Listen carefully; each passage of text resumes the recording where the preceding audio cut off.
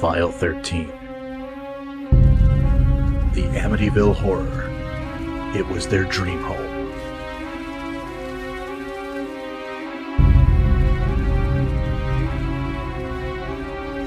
So, that became a nightmare. 28 days of cold, flies, and a house that was bleeding.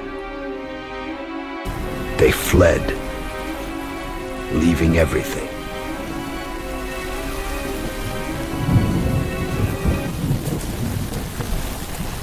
The truth is in the files.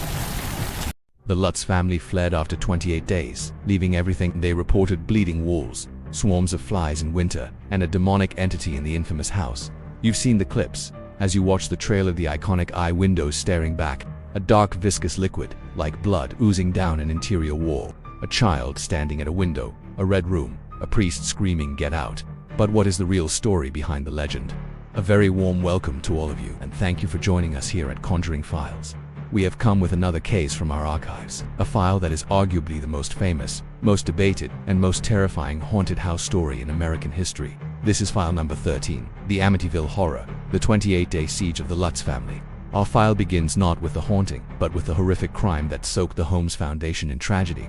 On November 13, 1974, at 112 Ocean Avenue in Amityville, New York, 23-year-old Ronald DeFeo Jr. took a high-powered rifle and systematically murdered his entire family as they slept: his father, mother, 2 brothers, and 2 sisters. DeFeo's defense was chilling. He claimed he heard voices in the house commanding him to kill. This real, documented mass murder set the stage for the terror to come. Just 13 months later, in December 1975, George and Kathy Lutz bought the house for a bargain price. Fully aware of its dark history, they moved in with Kathy's 3 children. Before they even settled, they asked a Catholic priest, Father Ralph Pecoraro, later called Father Mancuso in the book, to bless the home.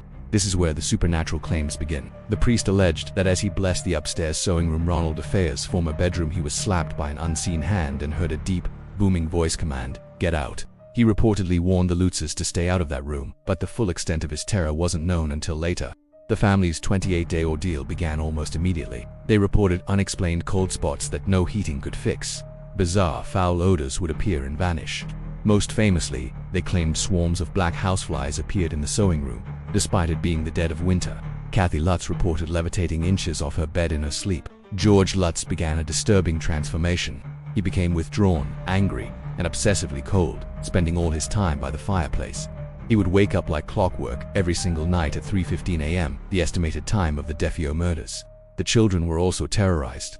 The youngest daughter, Missy, began speaking to an imaginary friend named Jodie. Jodie was not a normal imaginary friend. She was described as a pig-like entity with glowing red eyes, who could change shape and was seen by other family members. A pair of red eyes was allegedly seen staring into the house from the outside, and large cloven hoofprints were found in the snow. The family also reported green slime-like substances oozing from the walls, crucifixes turning upside down, and a hidden red room in the basement that the family dog refused to go near.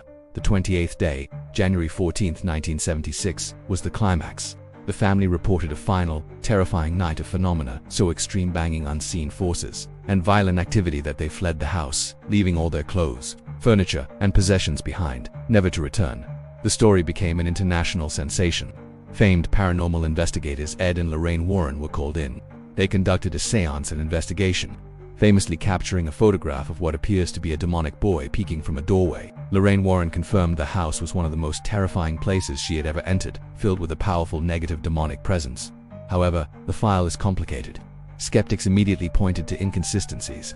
Ronald DeFeo's lawyer, William Weber, later claimed he, George, and Kathy created the horror story over many bottles of wine, hoping to profit from the case. Other families who lived in the house before and after the Lutzes reported no significant paranormal activity. The Amityville Horror remains a cultural touchstone, a perfect storm of a real, brutal mass murder and a subsequent spectacular haunting claim. Was 112 Ocean Avenue a gateway to hell, or the greatest haunted house hoax ever perpetrated? Thank you for exploring this iconic case with us here at Conjuring Files. We believe it's vital to document these real incidents where belief, tragedy, and the unexplained collide. If you found this investigation informative, please help encourage our channel. Give this video a like, share it with others, and subscribe for more deep dives into these chilling real-life files. And please, Do not forget to hit that bell icon so you are notified the moment we open the next case. Be happy and informed. Godspeed.